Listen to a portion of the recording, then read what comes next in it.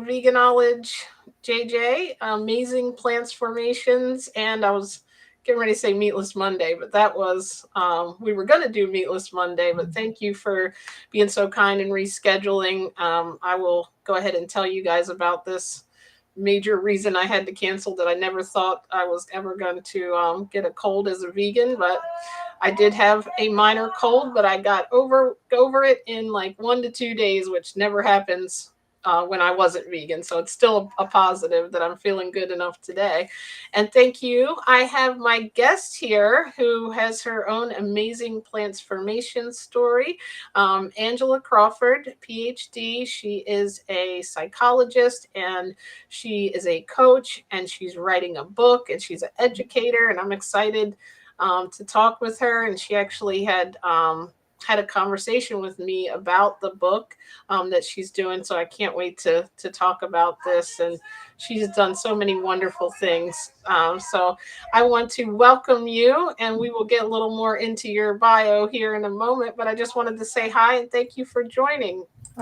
Thank you for inviting me. I was looking forward to this. I'm glad you're feeling better. Thank you so much. I was like, I've never had to cancel a Meatless Monday. So first time for everything, right? That's okay because we Yeah. got to do a really cool amazing Plantz4mation Thursday, right? Yes, that's right. Well, I'm so glad to be here. Thank you. Thank you. And I'm going to ask you a quick question to start us off, but then I might have to, you'll see me leave the screen because I have to close my door. I totally forgot. And Dawn's on her stock trading live, so it's going to interrupt us. She's getting excited over there. They must have made money. Maybe I can buy more groceries. I'm just kidding.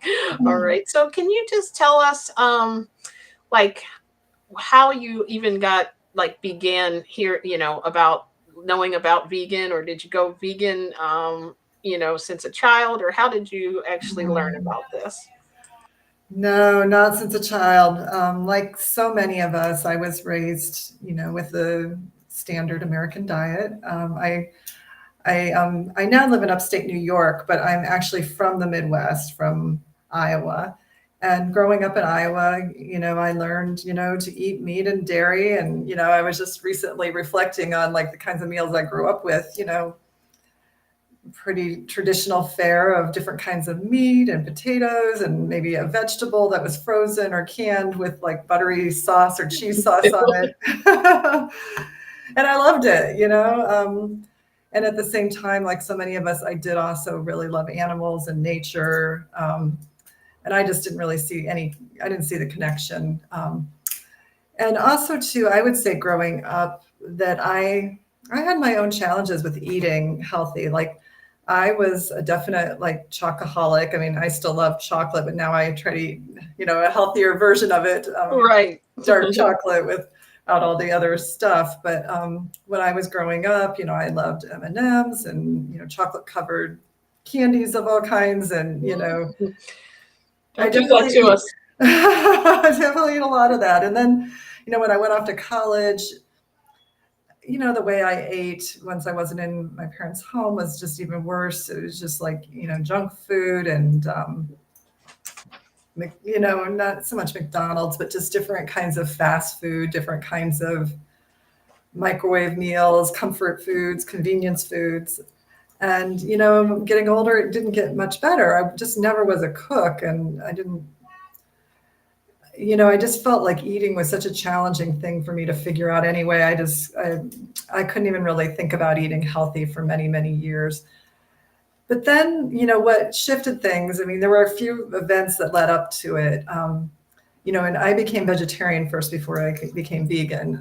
But what led up to me first becoming vegetarian, which was almost 17 years ago, was I was watching a program, and it just happened to have a segment about workers in what they called a meat processing plant, which I now understand is actually a slaughterhouse.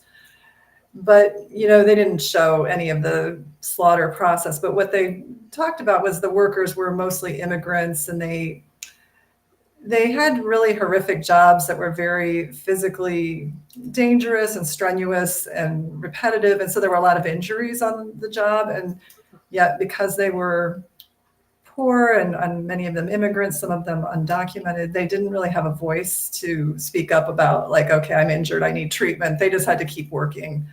And I just, as I thought about the whole work environment they were in, I was just like, it just seems so unjust. And then I thought, like, well, if I don't like how the workers are treated, what do you think about the animals? What do you, even though they didn't show that, I just got me thinking about like what happens to bring my food to me.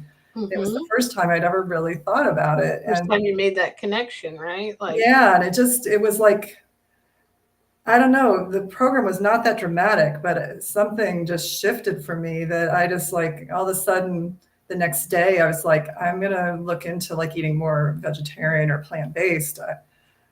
I'm going to learn more about it. And so I like went and bought my first vegetarian cookbook and I tried my first recipe the very next day. And again, this is me, not the cook. I had to go like buy pots and pans. How did that go? I joked with you. That's why I'm very high raw vegan. Yes. I'm getting there. I did cook over the weekend. Well, I get it. That might be easier, but that wasn't even on my radar at the time.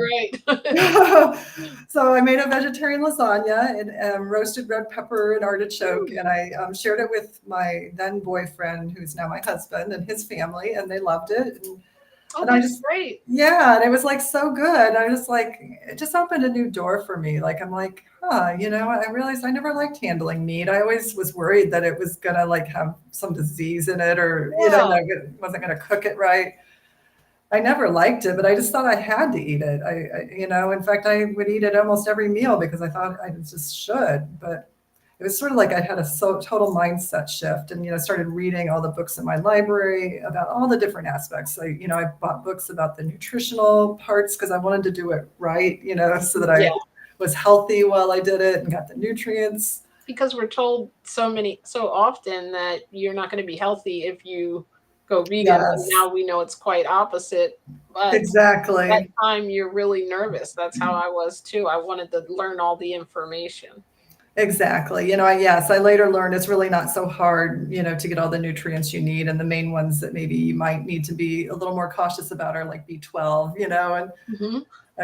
but yeah, I wanted to do it right. And also, I was just fascinated by it, really. I just it was like it opened up like something that I became creative and empowered, and I felt freedom. Like I realized I didn't like, and I don't know if you experienced this at all, but I realized I didn't like having to like depend on the meat industry, especially once I learned what was all involved. Right.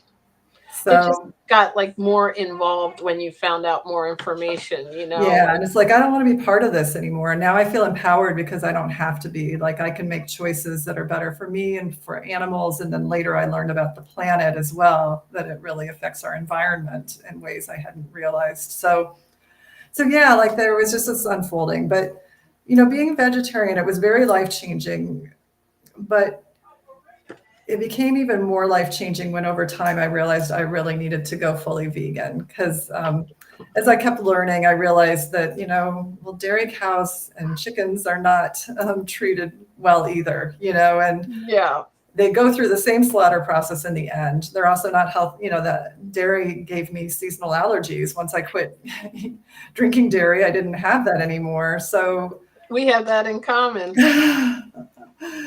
Yeah. So, it took me quite a while to actually become vegan. It didn't happen overnight, but about 4.5 years ago, almost 5, I kind of reached that point and just made that shift. So yeah. And once I became vegan, I knew it was about even more than just a personal health choice or ethical choice. It was about part of my life mission, actually, I think, is, to help bring this message to help other people and to help animals and to help our planet, and we'll probably get into this some later, but I also, as a psychologist, came to realize that how we eat on many levels has an impact on our mental health and our emotional well-being too. So very true. And I was thinking, I didn't think of this last time we talked, but this time when you said you watched that and then you made the connection, it kind of reminded me like how many people watched that and thought, oh, that's terrible, but didn't make the connection, which brings me why I find your work so interesting, because you explore kind of that transition in your and what you do in your mind, because it really in many ways starts with that. Like you don't just change your diet without making a decision, or at least getting curious about it or hearing something and, Yes. seeing something. So you were a psychologist, and then you then became vegetarian and vegan. And so, Yes. and then, so you said it became your life mission. Like what happened there? What shifted? Because I assume you weren't a vegan psychologist in the beginning. No, I wasn't. Yeah, and I'll answer that. And just what something you said made me also think part of what I think made me open to that program in a way I wouldn't have been otherwise is I had some seeds planted before that program. Like one is I ate at a conference center that served only plant-based meals and they were delicious. And that I think opened my mind to like, this could be possible. But even then I thought, well, I don't cook. I'd need to be rich like, Oprah or something and be able to hire Right. someone to cook for me. This is just still not doable. But I think Yeah, it's like you're right. It's easier than we think. yes, and so that gave me the how, like, it's possible, and then the program kind of started to get me to look at the why, why I would do this, and then now why it's become part of my life's purpose and my mission.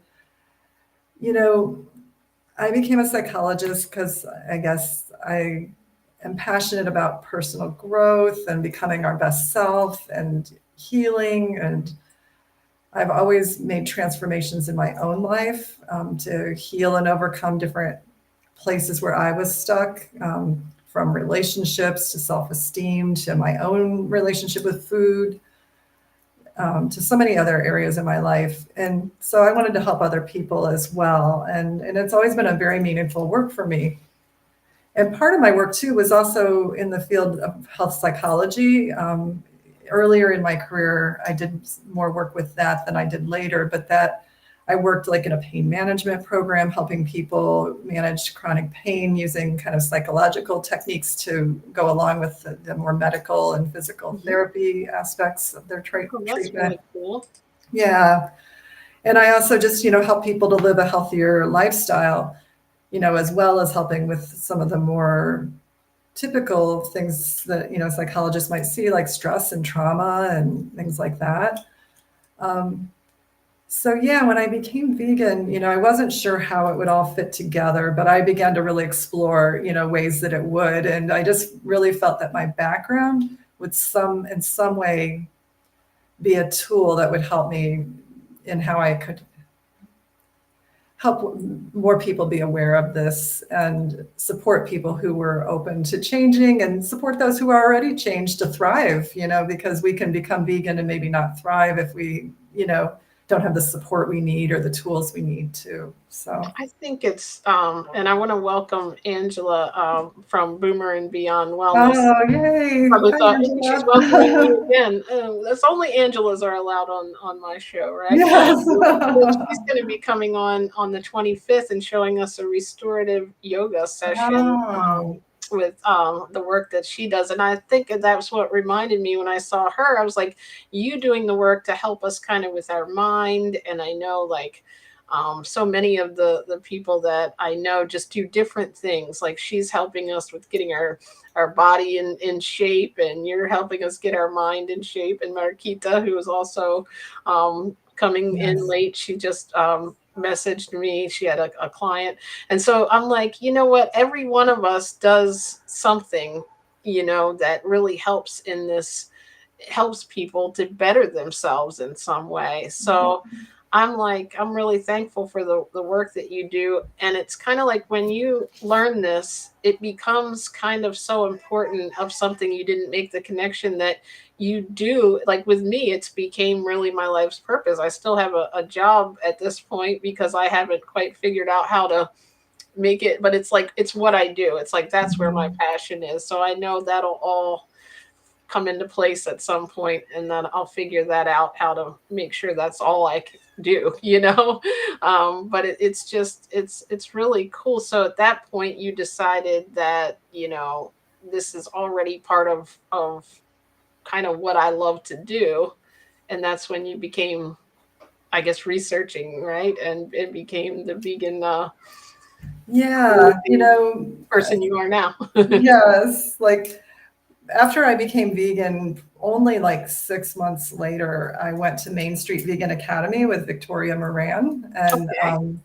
that was in 2019, and that was like a life-changing experience. One that, if we have, vegan viewers who want to kind of grow as like perhaps a vegan coach or educator, it's a wonderful program, and I just met such amazing people, and attending it, like, one thing I guess I should add is like I'm an introvert by nature, and before I became vegan, like I wouldn't be on something like this, there's Mhm. just no way. And I didn't have a website. I had plenty of clients just from my local community without really needing to do that. And I was just a pretty private person. And going to Main Street Vegan Academy and everything that unfolded from there, I just learned to kind of be more vocal with sharing my message and connecting with people around this. I just realized this was something I cared enough about that I was willing to kind of step out of my usual kind of more reserved or introverted nature and to speak up, at least in situations like this where I hope it could help other people. So yeah, I went to Main Street Vegan Academy. I also took the T. Colin Campbell nutrition course at eCornell. And just wanted to learn everything I could so that it'd be a foundation for helping other people. Wow, so you did the Main Street and the E-Court. Now, like you have all kinds of knowledge. I'm jealous. I need to do both. They're both wonderful. That's Yeah, and definitely on my agenda here coming up. So you've convinced me that I've been hearing about Main Street too, and yes, well, that's they're both wonderful, each in their own way.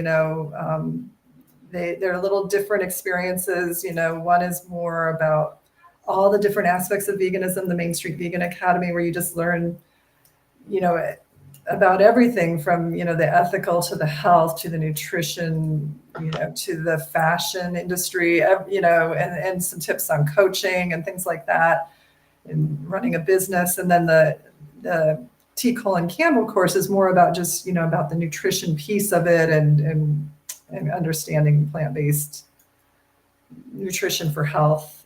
So both are great. Yeah, and as I was exploring how I wanted to help people with the vegan message, I've always dreamed of writing a book. And so what I started doing a couple of years ago was the research for my book.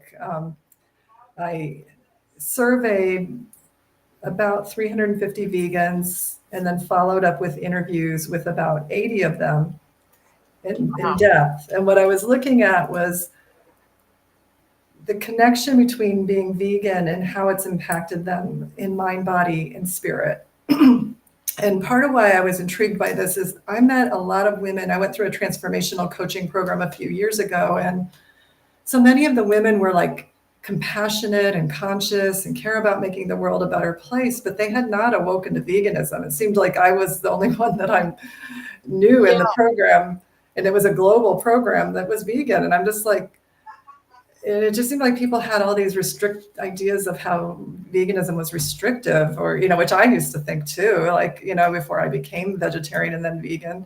So Mm-hmm. I really wanted to, and yet every vegan I knew like had been life-changing for them. So I wanted to be able to convey like some of the positive aspects of being vegan, not only in terms of physical health, although I do touch on that in the book, but because of my background as a psychologist, it's even more so about the emotional and kind of spiritual changes that people reported along their journey, of becoming vegan.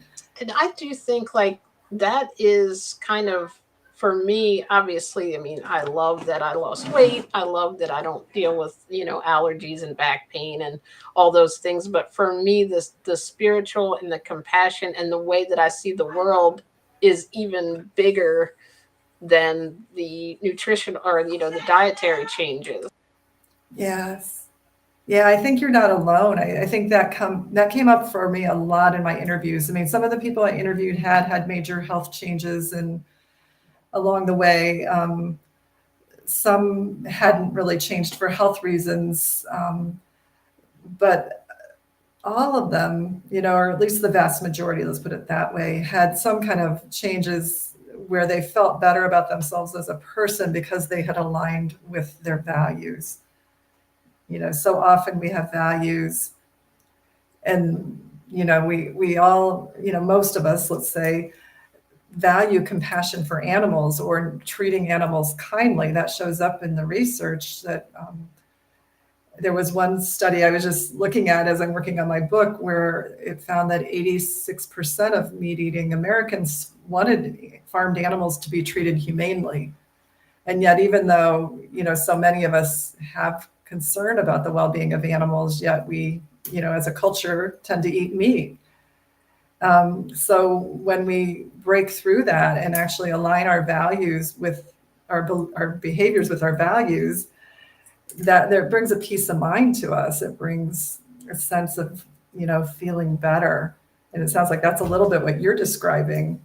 Yeah, like did you find that was the turning point? Even like, do you have people that came on for health and then it kind of then shifted to becoming Yes, animal ethical yes, vegan? yes. There were Yeah, like, definitely and then some those. people start right from the beginning and may have seen like what is it, Dominion, let's say one of those type movies, and they Yes, go right in like it was never about health, but then yes. sometimes they have those benefits. And I think I read something, I don't know if you found this in your research, that people who start for ethical reasons like tend to stay vegan. They don't go the other way. For example, if somebody's just going plant-based because they want to lower their cholesterol. Yes. Yeah, there seems to be some truth to that, that those that change for ethical reasons and or discover ethical reasons along the way are more likely to stay, because there's something about making a commitment for something beyond yourself Hmm. that helps us to stick to it through the ups and downs. Whereas if we're just changing for sort of a more minor health issue, we can just like, well, one thing wouldn't hurt me, or, it's easier to justify behaviors. But when we've really connected with the ethics of it, especially for animals, but also, for the environment, they find that people are less likely to have a relapse when they have really And connected. the environment, I didn't even mention that. Like, it's such a well-rounded, like once you make all those connections, it's like, how was I not ever vegan? Yeah. Yeah, no, you're raising a really good point. And actually the chapter I'm working on right now that relates to values and how we connect with our values is, and why we haven't up till now, before becoming vegan. There's so many factors in our society that are trying to make us not see it.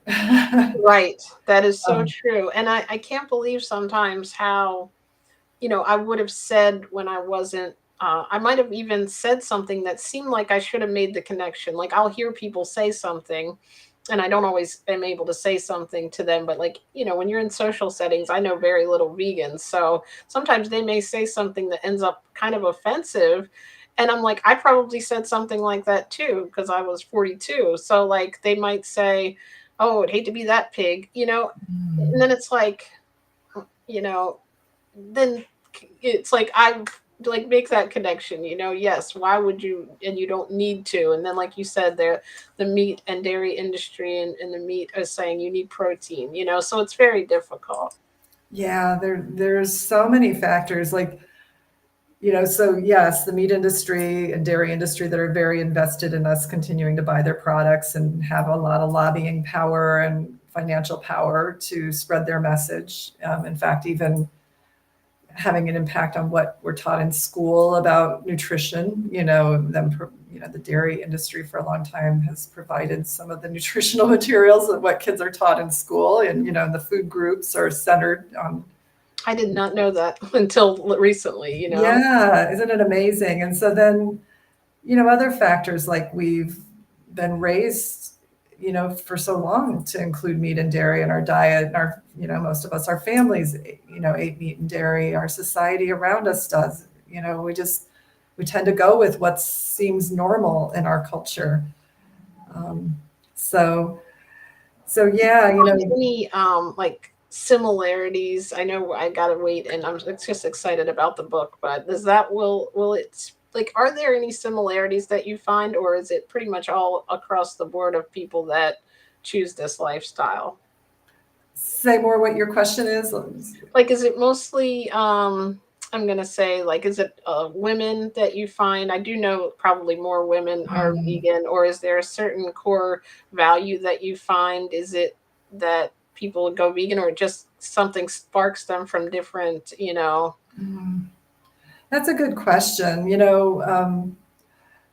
My study probably can't fully answer that question, but I can kind of try to respond just based on what I know from my own kind of reading and research.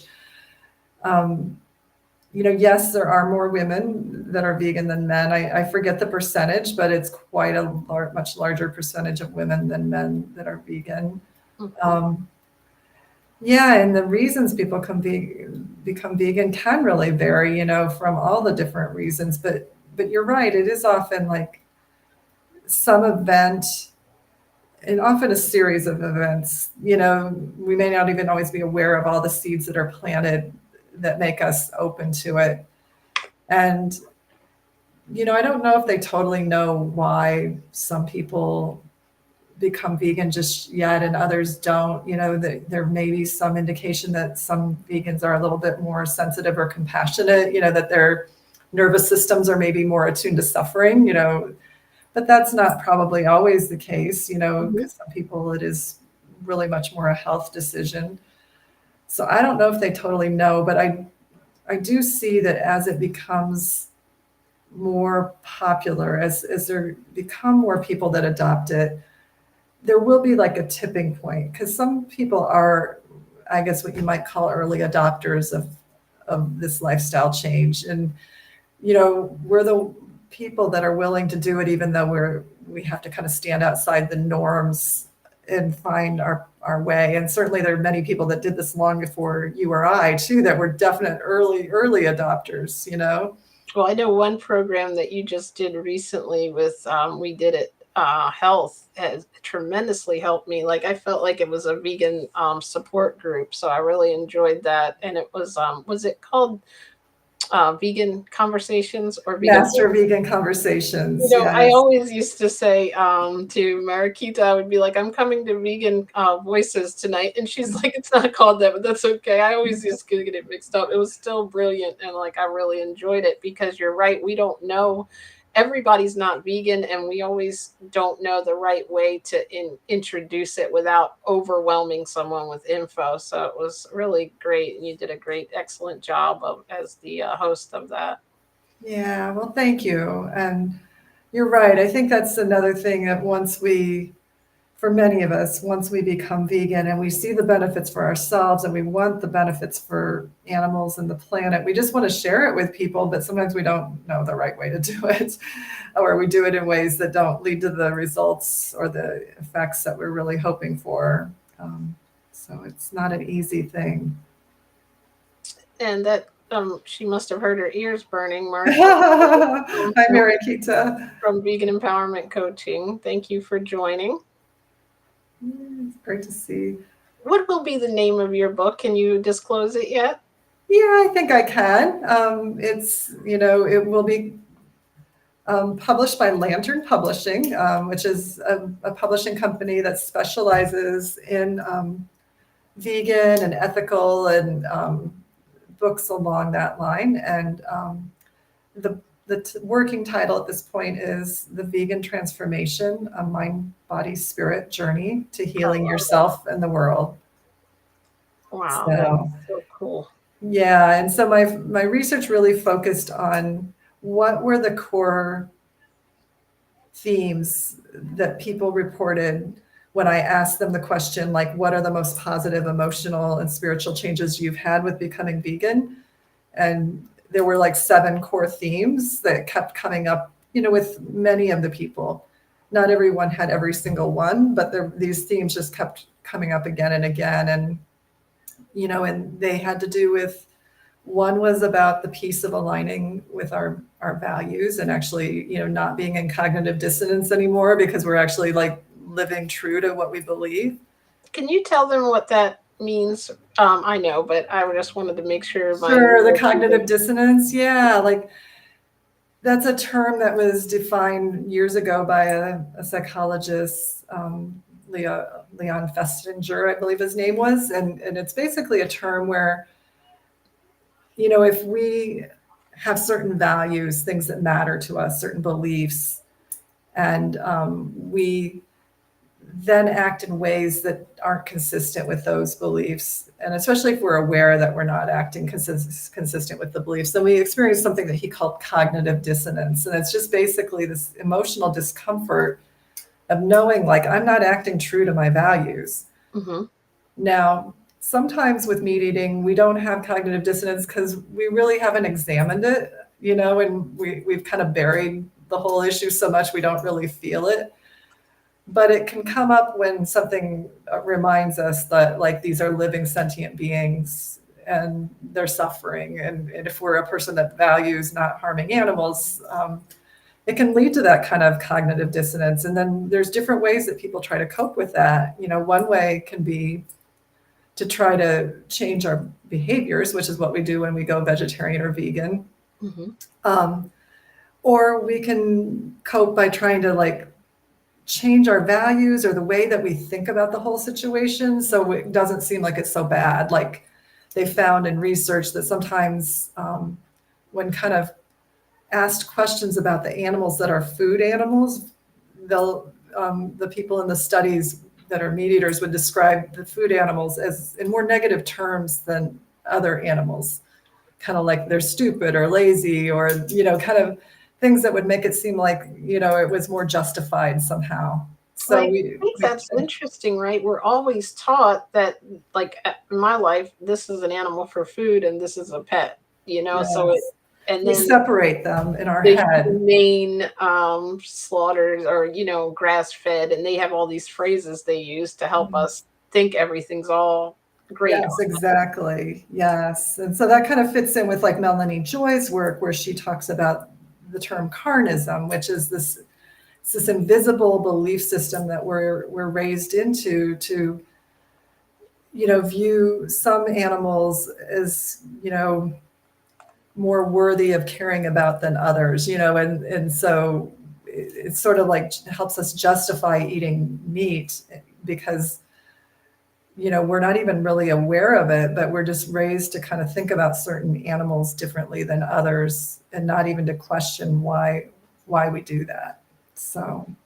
And do you find too that when you speak to people that there is a sort of guilt involved once you do make the connection, based on how you were living, before, I know for me, sometimes I feel like, oh, why didn't I get this sooner? Yeah, people can feel guilt, and different people feel it to different degrees. Some just feel relief that okay, I'm so glad I made the decision now, and they kind of move on from it. But other people really wrestle with that, like they feel more discomfort, like, gosh, why didn't I see that sooner, And I think that's what inspires me and probably you to do what you're doing and put a book out there, because you want to influence others maybe earlier and maybe somebody will see your book and read it and think, wow, I want that spiritual transformation and I didn't know about this, and you're doing it in a kind way that's going to explain other people's journeys in your research. So it's kind of like not just throwing at them like this is what you should do. And yeah, no, you're so right. Because, with each chapter where I cover, like, these 7 themes, I also share the stories and, quotes and experiences, of the research participants that were in my study, kind of things that illustrate that theme. So yeah, kind of, I hope it'll inspire hope because, what the people that I interviewed shared was, like, you mentioned compassion earlier, that as they opened their compassion to include all sentient beings, like, that brought sometimes more pain, but also more joy to their life, and many found a sense of purpose, just like you and I mentioned earlier, how we have found a sense of purpose. And we've got Marikita and Angela and others, with us who have found purpose in this Barakita said she passion. loves the name of your book too. That's sweet. Another factor that some of my participants experienced was that they felt more emotional fulfillment. It didn't mean that like everybody was necessarily happier.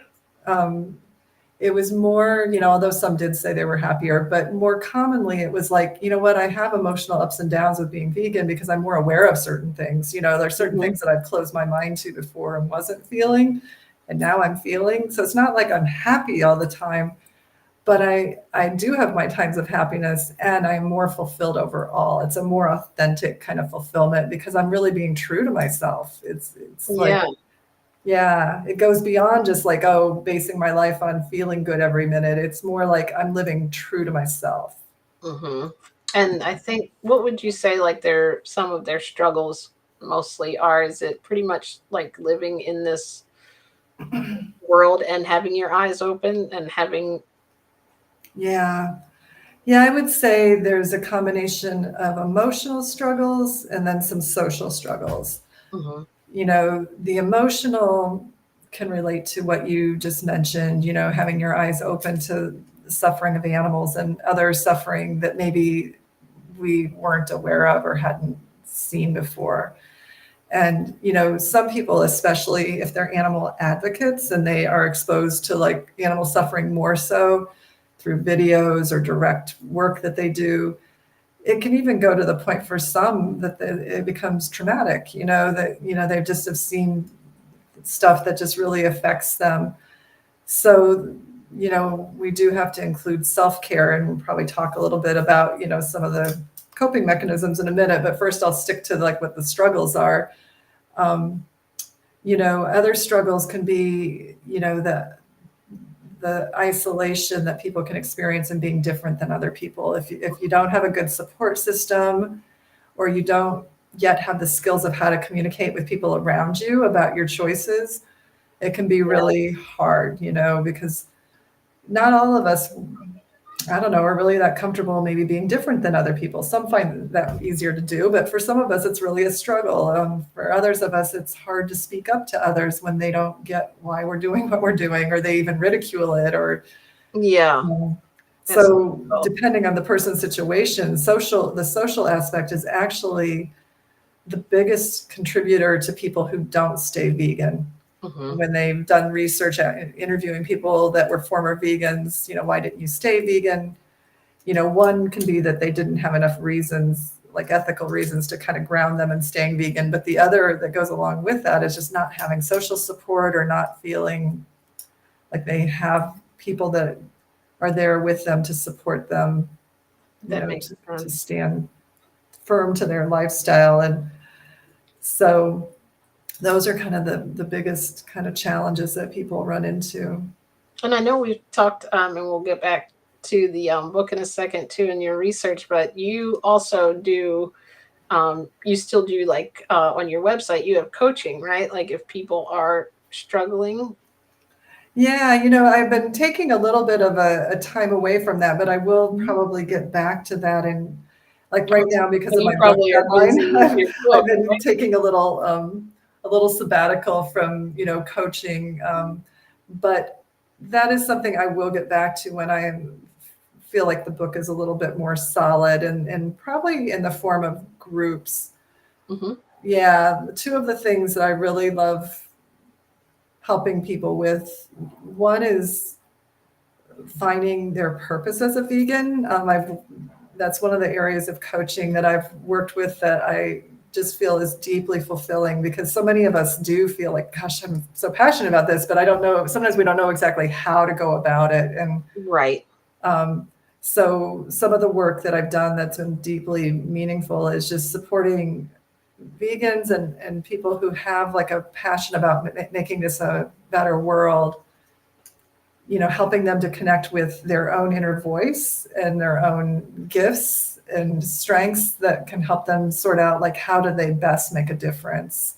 Mm-hmm. And the other area that I will probably get back to in time, again, once this book is further along, is in my own local area. I once taught a vegan cooking class, and although I'm not a great cook, what I found was it was a great vehicle to help educate the veg curious around me that were in my life about a vegan lifestyle. It was a really safe way to introduce them to Right. vegan food and, kind of answer their questions about the how and then kind of sneak in information about the That's a why. great idea. I love that kind of, because everybody is interested in learning new things to cook, and if they Yes. can cook without, um, let's say extra cholesterol and things, Yeah. like I think that truly is one of the biggest things before you go vegan that you're afraid of is what am I going to cook? Especially people with families, they're used to making certain meals, so that was excellent. I'm sure that was so helpful, and let them know it can taste good. Exactly. And that they don't have to be someone that was a great cook before themselves, like I actually feel that I am pretty good now at making certain foods, but that was a process. At one time I definitely, that was not a skill for me. Hmm. So those are things over time that I definitely hope to get back into. And also, you know, helping people who are already coaches with, skills to even, to help vegans, through my background as a psychologist, being a mentor and that sort of thing. So, That's great. That is really interesting. And um, I was going to say, all through what we've been talking about, getting to your research in the book, that's the one thing that people didn't seem to struggle as much with, it sounds like, is what they're going to eat. Because I think once you get involved and mm, realize there's lots of things, like maybe not always when you go out, you might, mhm. have to struggle a little there, but food is, you always think like, oh, I'm going to be able to have lettuce. I think people think of vegans that they eat Yes. something very simple, and it's like really there's this huge world that opens up, especially people who cook. I've heard they actually love it. Like I think Jason was on here, the vegan chef, and he said that this is the most fun he's ever had cooking now that he's went plant-based, because he can kind of mix and match and come up with different things that taste good that's not using the traditional products. Yeah, it's so true. Like such a rainbow of colors and, spices and other things that I had just never thought about before. It opened up just freedom and like creativity that never would have occurred to me. So it is beautiful. And you're right. Most of the people I interviewed, that really wasn't the issue for them. Yes, like you say, eating out, depending on where you're at, could be challenging, and handling social situations with non-vegans was challenging for many of them, or had been at some point on their journey. Some of them had learned ways to cope with that by the time they did the survey, but they did acknowledge that it had been a struggle at different points in their journey. But yes, for most, once you've really made the commitment to it, you find like there's all kinds of information on there about how to do it, and find the way you want to do it. Like you've mentioned, you've done a predominantly raw diet, and there were people I interviewed that were either high raw or fully raw, and I would say that some of them had some of the biggest health changes, of anybody, that just, really dramatic health changes that went with a high raw or, fully raw plant-based lifestyle. Hmm. And I will say in my interviews and research with the surveys, there was a mix of people with the kind of, because I did ask them what kind of vegan diet they ate, and also were they like fully vegan in the sense of, not using any animal products, Hmm. for anything. So just most were fully vegan and like didn't use any animal products. But in terms of how they ate, I would say there was about a third or half, maybe half probably, that were like whole food plant based, and then you know I don't know, I'm trying to remember the exact percentage because I don't have the numbers in front of me. So maybe a half to 2/3 were whole food plant-based, but of varying levels even within that, Yeah. And then others, there You was don't about realize how many different versions of yeah. Some meal like were no oil and salt, and others were like, well, I'm 60% whole food plant-based, but I still have the occasional, Beyond Burger or more processed thing. And then there were, like I said, a certain number that were raw, but that wasn't as large of a number. And then there was about a third that said, you know what, I'm just vegan and I eat whatever as long as it's not animal products. They weren't as concerned about the health aspect of what they ate. So I had a range of people, but yeah, they all seem to have learned, how to eat in ways that they were at peace with. So. Do you find that a lot of people were vegetarian and then, as you did, move to vegan? Yeah, I'm not totally sure. It seems like that's pretty common, Yeah. but yeah, I and think what you're we speaking think to we too don't is realize animals are there's any problem the way we're raised and the way it's yes, presented. So then it's like, okay, I'm not eating a dead animal. yeah, like that can be a very clear cutoff, but we might not realize dairy and eggs, the problems with that. Um, Yeah, I would imagine that there's quite a few people that become vegetarian first. And one thing I realized too is that, in many ways being vegetarian, even though that seemed hard at first socially to get people to understand, it was much easier than being vegan, because there's dairy and everything. Yes, Yeah, the first thing even sneaking it in.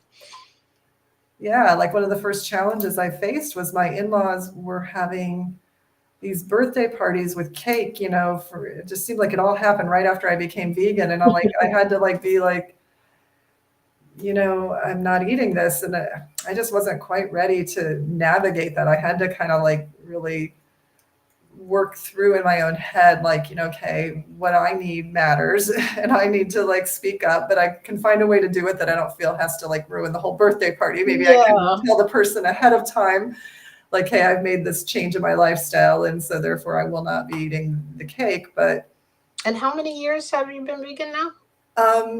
vegetarian is almost 17 and vegan is going on 5. So it took Nice. me a while in between. Well, you've done a lot of important work in those 5 years to already have a almost fully finished book and to, done all the accomplishments that you've done. I'm really honored that you came on, to Oh, let well, us thank journey. you. And it's really interesting to hear your thoughts on the transformation with your psychology background too. It's cool to explore it from that, because you don't hear that a lot. You have a lot of people that are talking about the diet portion of it and maybe even the food. It's very rare that, you have people to help you when you're vegan because we don't realize all of those things you still go through in that transformation. I would have never guessed it would have been emotional experience or anything like that. Yeah. Yeah, a couple other things that came up for several people. So one is taking charge of their health, which I think really resonates for you. And it's not only that their health was better because they were eating healthier, there was a sense of empowerment.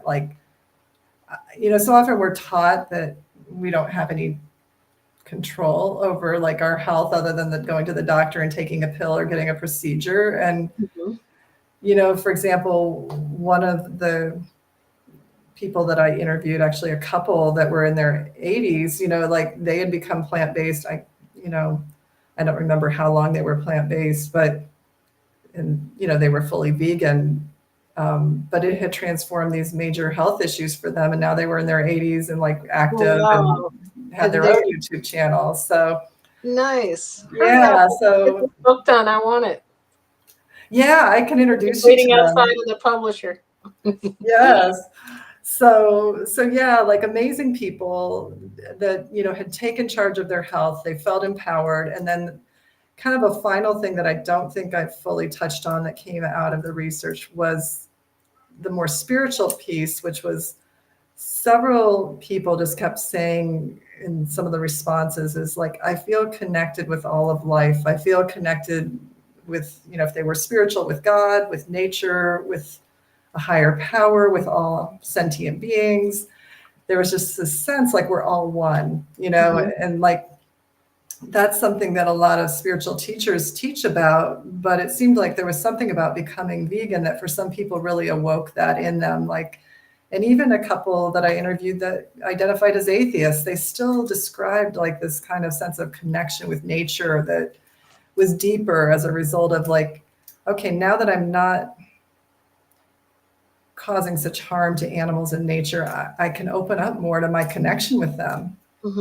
And not ignore it as much. Yes. I think, and with animals especially, like, I mean, I've had pets, throughout my life. It's like now I feel a different connection, almost like they know. Like, Yes. when you're around an animal, it's just interesting, like that they're so intuitive. It seems that I can just like connect with them and look at them, and they look at me like, okay, thanks for not, participating in that. I don't know, it's probably in my head, but I feel more connected to the earth and the environment. And like, did you, like, I don't know if this happens to you, but for me, when I hear people talk about the environment and then they don't make that connection, there's so many things that we don't connect, and neither did I. Whether we, I don't, it's just like you said though, like seeds, that's what we're doing, is planting the seeds, because it, like you said, it may not be one thing that. Yes. Yeah.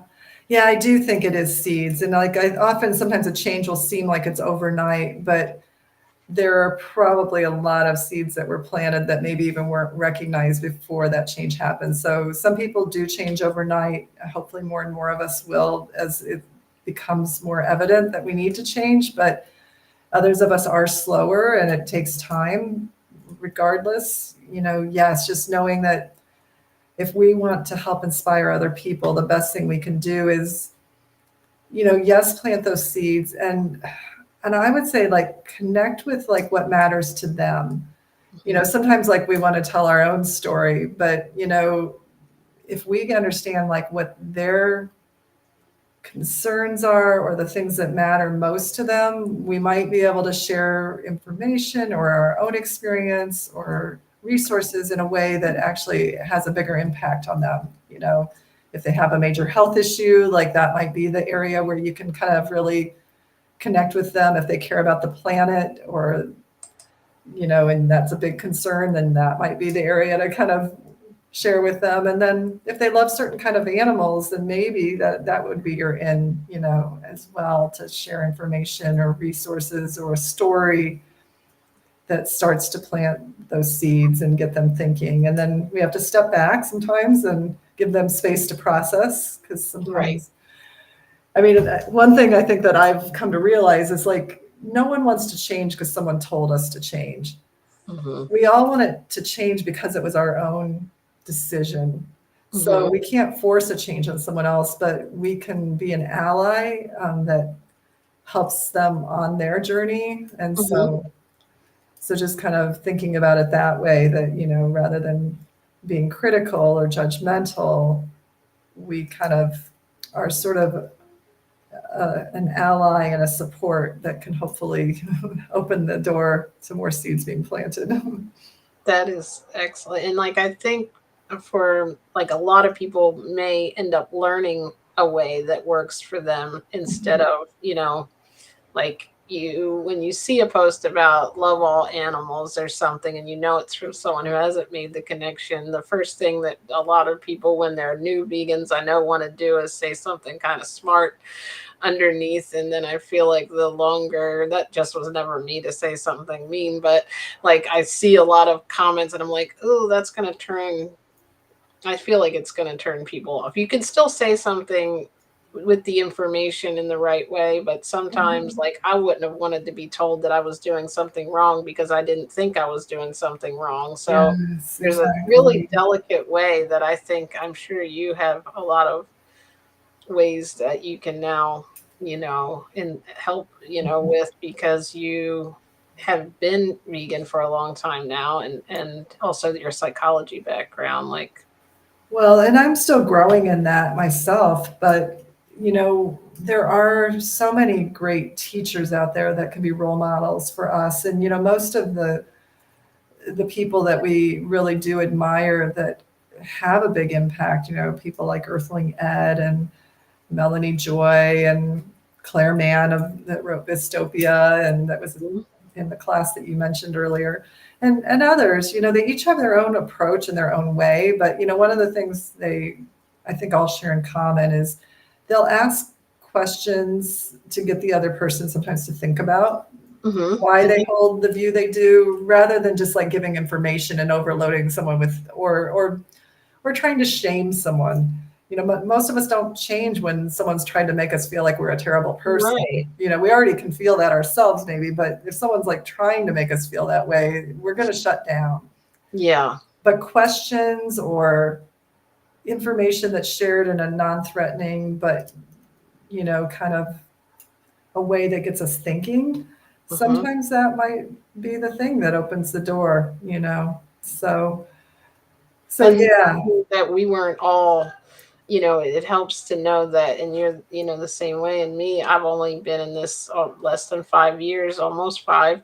Um, it's just knowing that I was a completely different person and didn't know all this 10 Yes. years ago. It's Yes, when to that have compassion came compassion. up. Yes, Yeah, it's like, okay, I was walking around with those same like blinders, or you know, exactly. like kind of didn't understand all of this and didn't make the connection. And really it wasn't like you said, it was just something, a video that changed it for, or that actually planted the seed, I will say. Yes, yes. I remember you had a video too. Yours was about raw food, I think. And healing, and that really like took me by surprise. That's what got my interest, because I was like, wait, they're healing, people can heal and reverse these things, like what's going on, what have I not been told? This is like, I'm hearing this miracle, right? So that Yeah. got me interested, and I had no idea about the whole animal, what no, that still had not connected till months later. Then it became, like you said, like bigger than me. So you know, if someone had just tried to shame me, or like you, to your point, and said, you know, you're murdering animals or whatever, you know Mhm. what I mean, or you're a terrible person, I'm going to cut them off and be like, no, we're supposed to do that, or we have to eat, you know, I'm going to come up with Yes, excuses. exactly. So I love Yes. your approach to that. Yeah, you know, and I think building on what someone is doing that's in the right direction, you know, and maybe either asking questions or offering information that might nudge them along the path. You know, it's like, oh, it's great you love animals. You know, I do too. And then that might lead to a conversation that can get them to think about other animals that they haven't been including in their circle of compassion. I have a lady at work. She's a subscriber here. Hopefully, if you're watching, but she she said to me, well, she finally, like, I've told her a bunch of things about it, like over time, you know, they know that I'm vegan. And she said, you know, I think I want to lose weight. I could go 80%. I don't think I could do the whole completely vegan because of my family and this and that. And I was like, that's great. Yeah, do it, you know, because that could be the start of her realizing that she can eat good food, and you know, and find things that she likes. And then if I had said, you know, well, that's not doing any good, you know, you have to go 100%, you know what I mean? So it's Yeah. like, I feel like to initially, we have to stop before we talk to people and think about Yes. what we really want, the overall Yes. outcome. You just named something so important.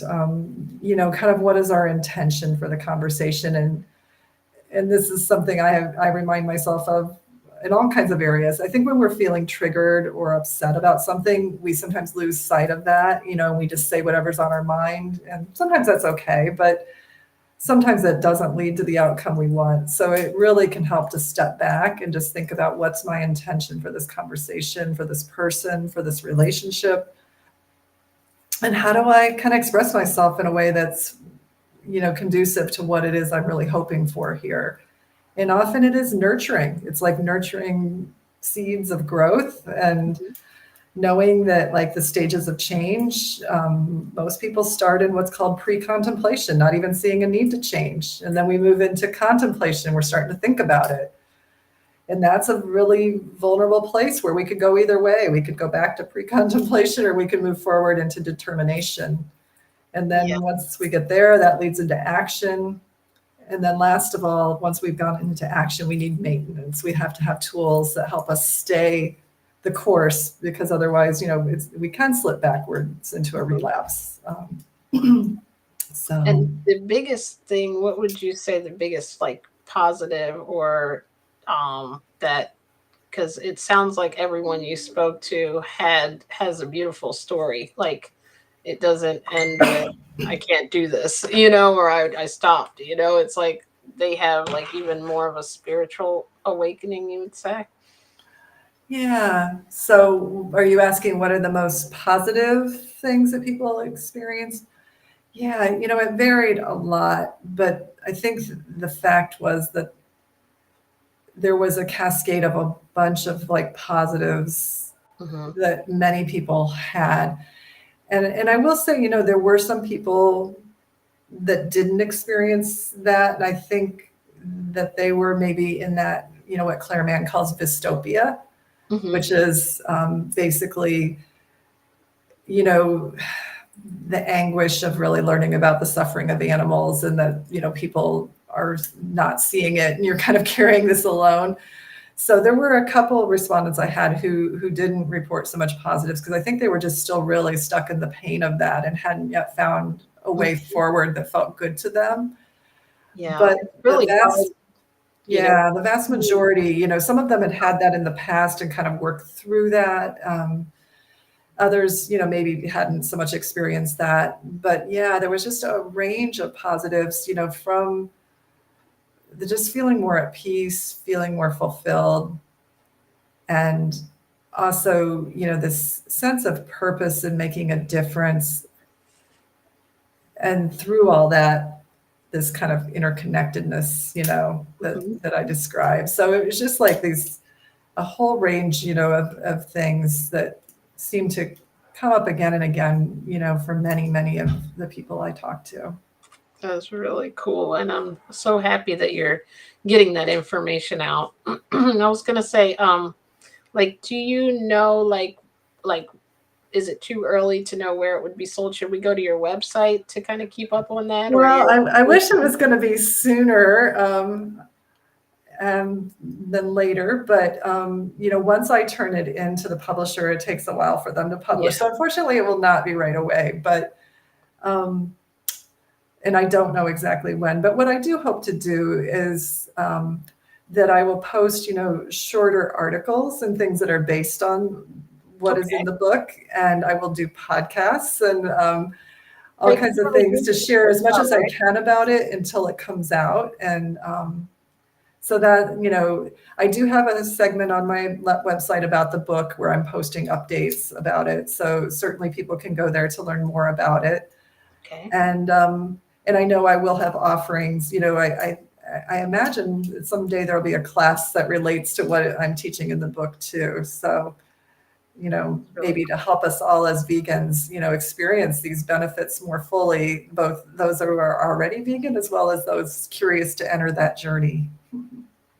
Definitely. And I have all of your links are in the description of this video. And if you'd like to have any questions or leave a comment, I'll try to get those over to you, Okay. if there's someone that needs more information. But I think yeah, definitely. Is there a and your YouTube channel is under the name is That's called the Vegan Transformation also. okay. Yes. If you put both my name, Angela Crawford, and the Vegan Transformation, it should come up.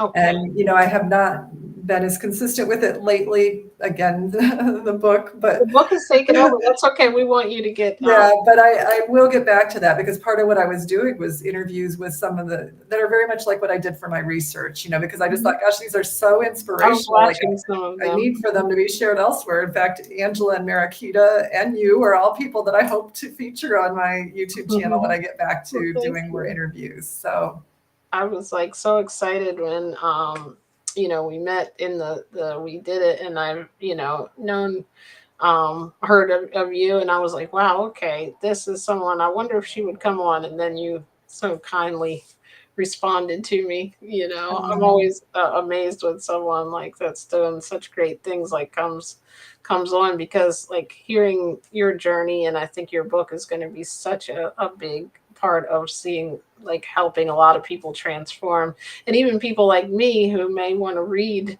or explore more about the research, and like really get into that. I have that psychology background too, and I didn't quite go as far as you with the but no, education, but I definitely was it one of I remember saying, they were like, why do you want to study psychology? And I'm like, it's really the only thing I'm interested in is the human mind. Like, I didn't really like math that much, and I wasn't into engineering or computers.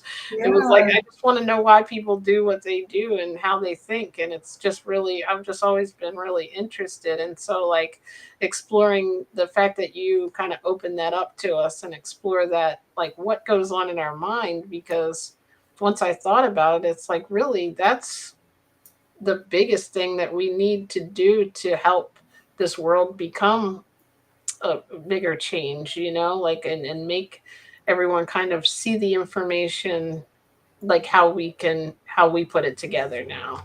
yeah, yeah. Well, that's neat that you were into psychology as well. I can see like that's a definite interest of yours, and you also are a very good interviewer. It's been a great pleasure to like I don't even know what I'm share doing. this with you. Well, thank you. I really appreciate that. And I thank you for taking your time so late to come on. I had to work, and I was hoping, like, I made it 7:30 because a lot of times Dawn will end hers at 7, or it could go longer. So she was going to try to make it. So I know she'll catch the replay. She's usually on here as my co-host, and her stock trading group must have ran long. She kind of has to go with whatever's happening. If the conversation goes on, sometimes they've been on there till 9. I'm like, I don't know how she does it from that Yeah, long. I was like, so I'm not going to keep you that long. Although I could talk to you until no, it's forever. been But a wonderful we're probably conversation. both hungry or tired or whatever it is. I'm still getting ready to eat, so I Wow. I eat too late. But I definitely thank you so much. Is there anything you want to say, like in closing, or any last thoughts that you could tell us or present to the world? Well, the world that might watch my video.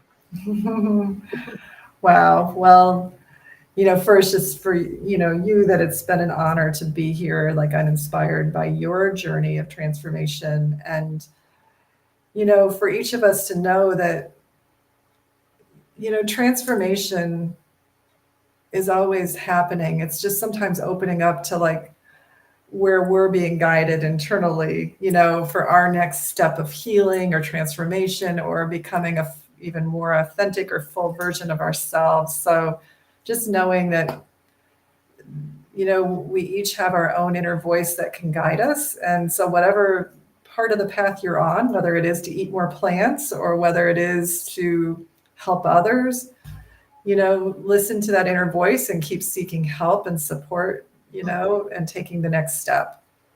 Yes, I love that. And join a lot of this.